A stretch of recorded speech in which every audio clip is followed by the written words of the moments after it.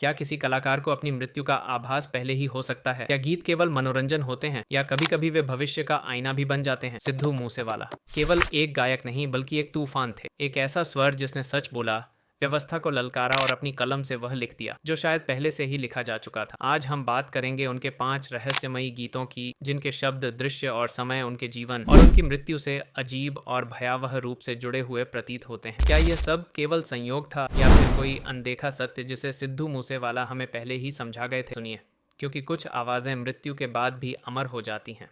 Number 1, the last ride. कभी कभी कुछ गीत केवल संगीत नहीं होते, वे समय से आगे देखकर कुछ कह जाते हैं। द लास्ट राइड भी ऐसा ही एक गीत था जो जब रिलीज हुआ तब एक चेतावनी लगा, और जब सिद्धू मूसेवाला इस दुनिया से विदा हुए तब वही गीत एक भविष्यवाणी बन गया। साल 2022 में रिलीज हुआ द लास्ट राइड कोई साधारण गैंगस्टर गीत नहीं था। इस गीत में सिद्धू मूसेवाला अपनी ही कहानी लिखते हुए दिखाई देते हैं। गीत का शीर्षक ही बहुत कुछ कह देता है, आखिरी सवारी, आखिरी सफर। ये गीत महान रैपर टुपैक शकूर को समर्पित था, जिनका जीवन भी अचानक और हिंसक रूप से समाप्त हुआ था। इस गीत की सबसे डरावनी बात इसके बोल हैं। सिद्धू खुले तौर पर कहते हैं कि जीवन पर किसी का भरोसा नहीं और मृत्यु कभी भी आ सकती है। प्रसिद्धि, दुश्मनी, गोलियां और मौत, हर सच्चाई को वे बिना किसी डर के कहते हैं, जैसे उन्हें पहले से पता हो कि उनका अंत शांतिपूर्ण नहीं होगा। गीत के वीडियो में सिद्धू एक काली क्लासिक कार में बैठे दिखाई देते हैं, पीछे छूटता हुआ शहर और सामने अंधेरे से भरा रास्ता। ये दृश्य केवल स्टाइल के लिए नहीं थे, यह एक तरफा यात्रा का प्रतीक है। वीडियो में कोई मंजिल नहीं दिखाई देती,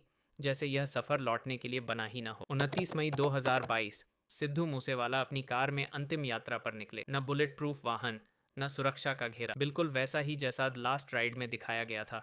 जो गीत एक कहानी लगता था, वही जीवन की कठोर सच्चाई बन गया। आज भी यह प्रश्न जिंदा है, क्या सिद्धू को अपने अंत का अंदाजा था या फिर यह केवल एक कलाकार की पीड़ा थी जो शब्दों के रूप में बाहर आ गई? सिद्धू का संगीत हमेशा सच्चा और निडर रहा। शायद यही सच्चाई उन्हें एक किंवदंती बनाती है और शायद यही सच्चाई उनकी जान भी ले गई। आज द लास्ट राइड केवल एक गीत नहीं रह गया है, ये एक चेतावनी बन चुका है कि प्रसिद्धि, ताकत और दुश्मनी के बीच इंसान की जिंदगी कितनी नाजुक होती है। सिद्धू मूसेवाला चले गए, लेकिन द लास्ट राइड हमें हमेशा याद दिलाता रहेगा कि कुछ आवाज़ें कभी नहीं मरती। यह था एक कलाकार का अंतिम सफर जो अपने संगीत के जरिए हमेशा अमर रहेगा। किंवदंतियां मरती नहीं, वे बस अपनी आखिरी सवारी पर निकलती हैं। नंबर 2, 295।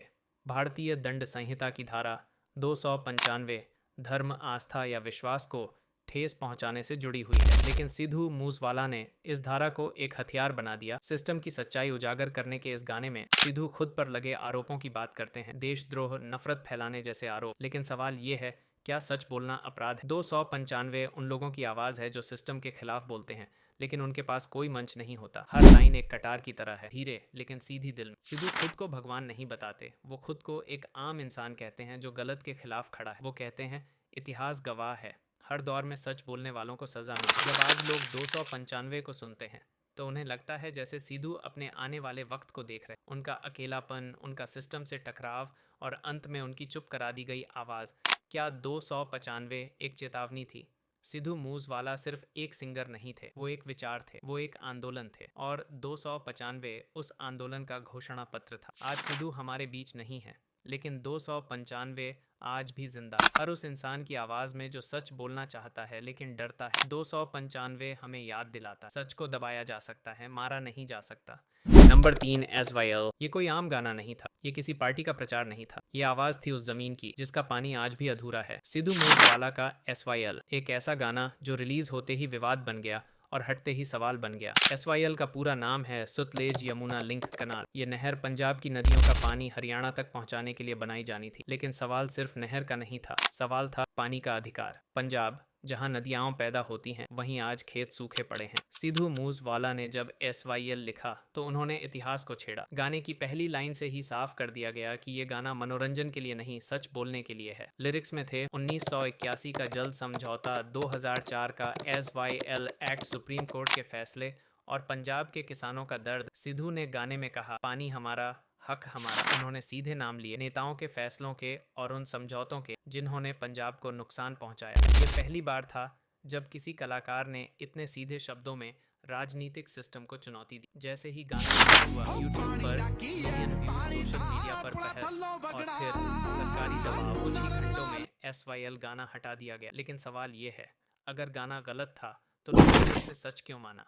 सिद्धू मूसेवाला की हत्या के बाद जब लोग फिर से SYL सुनने लगे तो ये गाना एक भविष्यवाणी जैसा लगने लगा। लोग कहने लगे, जो सच बोले वो ज्यादा देर तक जिंदा नहीं रहता। आज भी नहर अधूरी है, मामला कोर्ट में है, किसान परेशान है, लेकिन SYL गाना आज भी जिंदा है, क्योंकि सच को ना हटाया जा सकता है, ना मारा जा सकता है। SYL कोई गाना नहीं था, ये एक सवाल था, एक चेतावनी थी, और शायद एक कीमत जो सिद्धू मूसेवाला ने चुकाई। ये कहानी थी SYL की एक आवाज़ जो आज भी बह रही है, बिल्कुल उस पानी की तरह जो पंजाब आज भी ढूंढ रहा है। Number 4, sign to God. Sidhu Moosewala एक नाम नहीं, एक आवाज़ जो पंजाब के खेतों से निकलकर दुनिया के सबसे बड़े स्टेज तक पहुंची। उसने अपने गानों में सिर्फ शोहरत नहीं, सच बोला, और सच बोलने वालों की कीमत अक्सर भारी होती है। जब सिद्धू इंडस्ट्री में आया वो किसी सिस्टम का हिस्सा नहीं बना, न बल्कि सिस्टम के खिलाफ खड़ा हो गया। उसके शब्द सीधे थे, कभी नरम नहीं पड़े, और शायद इसी वजह से वो सबको चुभने लगा। सिद्धू अक्सर अपने गानों में ऊपर वाले का जिक्र करता था, जो करेगा वही भरेगा, इंसाफ ऊपर वाला करेगा। वो जानता था कि दुनिया का इंसाफ अधूरा हो सकता है, लेकिन भगवान का नहीं। साइंड टू गॉड ये कोई एल्बम का नाम भर नहीं है, ये एक ऐलान है कि अब कोई कॉन्ट्रैक्ट नहीं, कोई डील नहीं, अब सिर्फ भगवान और उसकी रूह। जैसे सिद्धू खुद कह रहा हो, मुझे अब किसी सफाई की जरूरत नहीं, मैं ऊपर वाले के हवाले। 29 मई 2022, एक दिन जिसने पूरे देश को खामोश कर दिया। गोलियां शरीर को मार सकती लेकिन आवाज को नहीं। सिद्धू चला गया, पर उसके गाने, उसकी सोच, उसका सच आज भी जिंदा है। साइंड टू गॉड के गाने ऐसे लगते हैं जैसे सिद्धू का आखिरी खत हो। हर लाइन में दर्द है, हर शब्द में सच्चाई, और हर बीट में एक अधूरी कहानी। सिद्धू मूसेवाला आज भी लोगों के दिलों में है, क्योंकि वो डर कर नहीं जिया और डर कर मरा भी नहीं। उसने अपनी कलम से जो बहुतों ने सोचकर भी नहीं कहा। कुछ लोग मरने के बाद याद किए जाते हैं और कुछ लोग इतिहास बन जाते हैं। Sidhu Moosewala sign to industry नहीं, साइन टू गॉड था। नंबर 5, वार।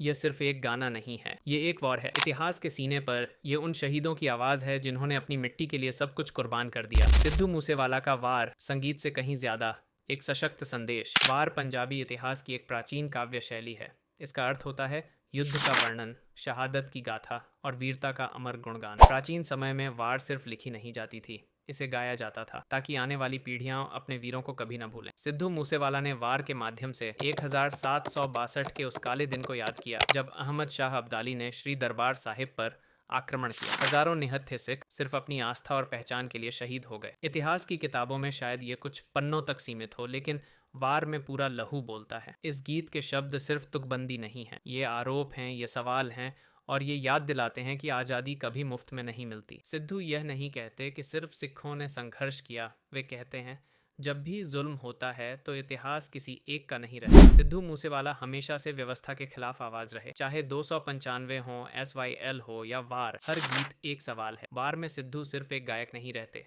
वे इतिहासकार बन जाते हैं। वे हमें याद दिलाते हैं कि शहादत सिर्फ मरना नहीं होती, सच के लिए खड़े रहना होती है। सिद्धू मूसेवाला की मृत्यु के बाद जब वार दुनिया के सामने आया तो यह सिर्फ एक रिलीज नहीं था, जिसे एक चेतावनी थी। मानो सिद्धू खुद कह रहे हो, मुझे मार सकते हो, मेरी आवाज नहीं। वार में खून, तलवार और शहादत सिर्फ दृश्य प्रतीक नहीं है, ये याद दिलाते हैं कि जब कलम को चुप करा दिया जाता है तो इतिहास चीख कर बोलता है। सिद्धू मूसेवाला चला गया, लेकिन वार जैसा गीत कभी नहीं मरेगा, क्योंकि जब तक जुल्म है तब तक वार लिखी जाती रही, और जब तक यादें जिंदा हैं तब तक सिद्धू मूसेवाला।